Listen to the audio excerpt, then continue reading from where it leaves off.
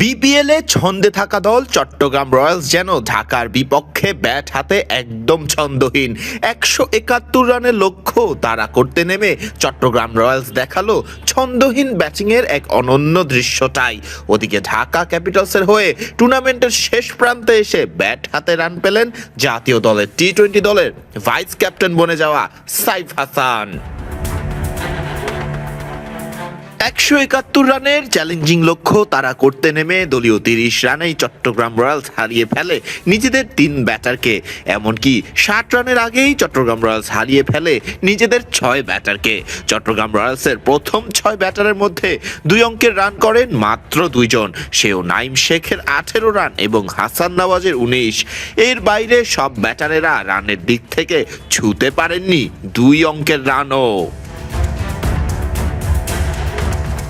শেষ পর্যন্ত Chittagong রয়্যালসের batting line up তাসের ঘরের মতো ভেঙে গেলে ম্যাচ থেকে ছিটকে যায় তারা।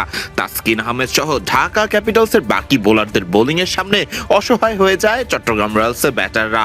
শেষ পর্যন্ত ঢাকা ক্যাপিটালসের বিপক্ষে হার নিয়েই মাঠ ছাড়ে চট্টগ্রাম রয়্যালস। অন্যদিকে প্লে অফের রেস থেকে ছিটকে যাওয়া ঢাকা ক্যাপিটালস বিপিএল এর এই আসর শেষ করলো জয় দিয়েই। এর আগে টসে জিতে ঢাকা ক্যাপিটালসকে ব্যাটিংয়ে পাঠায় চট্টগ্রাম রয়্যালস। শুরুতেই ঢাকা ক্যাপিটালস দলীয় 25 রানে ওপেনার ওসমান খানকে হারালেও পরবর্তীতে সাইফ হাসানের ব্যাটের উপর ভর করে রান পেতে থাকে ঢাকা ক্যাপিটালস। সাইফ এদিন খেলেন 5টি ছক্কা এবং 5টি চারের সাহায্যে 44 বলে 73 রানের ব্যক্তিগত innings. Dhaka Capitals all out হয় দলীয় 170 রানেই। চট্টগ্রাম রয়্যালসের হয়ে 3টি উইকেট পান তানভীর ইসলাম, 2টি করে উইকেট পান আমির জামাল এবং শরীফুল ইসলাম এবং 1টি করে উইকেট পান শেখ মেহেদী হাসান এবং মুকিদুল ইসলাম মুগ্ধ। ফরদিন রহমান সকাল, বিডি ক্রিক টাইম।